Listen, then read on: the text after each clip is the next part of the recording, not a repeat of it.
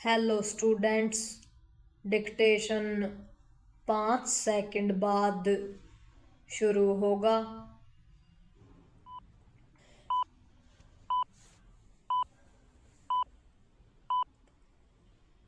Start.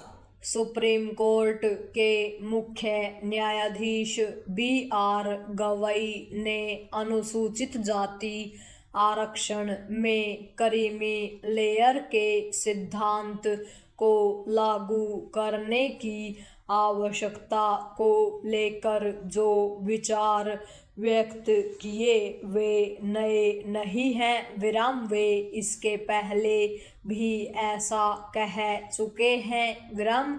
तथ्य यह भी है कि सुप्रीम कोर्ट ने कुछ समय पहले अनुसूचित जाति जनजाति के आरक्षण में उपवर्गीकरण को मान्यता प्रदान की थी।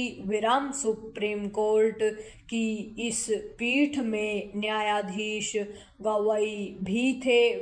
स्पष्ट है कि वे इसके प्रबल पक्षधर हैं कि क्रीमी लेयर का जो सिद्धांत अन्य पिछड़ा वर्ग अर्थात OBC आरक्षण में लागू है वही अन्य आरक्षित वर्गों यानी अनुसूचित जाति और जनजाति के आरक्षण में भी लागू किया जाए।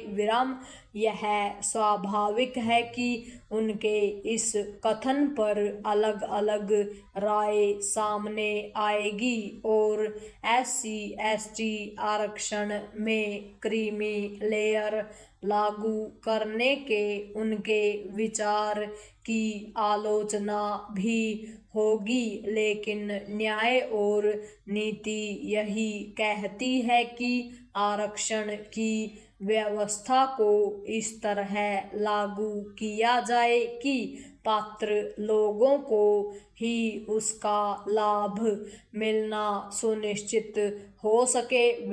ऐसा तब होगा जब वंचित वर्गों के समर्थ यानी क्रीमी लेयर वाले लोगों को आरक्षण का लाभ लेने से रोका जाएगा।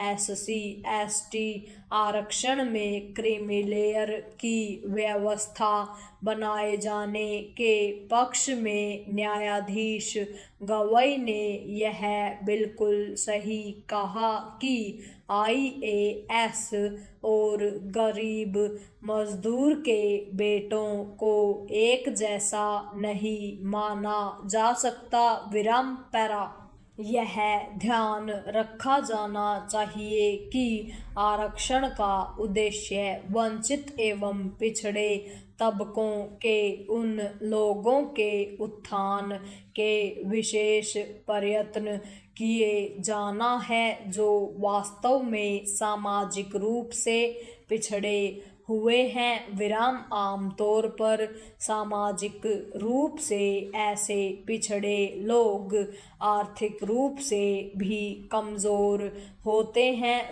आरक्षण में क्रीमी लेयर के सिद्धांत को लागू करने के विरोध में यह तर्क दिया जाता है कि आरक्षित वर्ग के किसी व्यक्ति के उच्च पद पर पहुंच जाने के बाद भी कई बार उसे उपेक्षा या भेदभाव का सामना करना पड़ता है।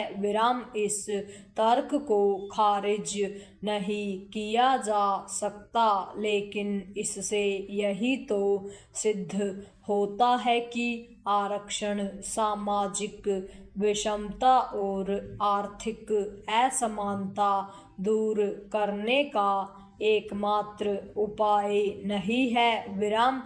इसकी अनदेखी नहीं की जा सकती कि देश में कमजोर वर्गों के तमाम लोग बिना आरक्षण सामाजिक आर्थिक रूप से सक्षम बने हैं। विराम आरक्षण वास्तव में पात्र यानी कमजोर लोगों के ही उत्थान में सहायक बने।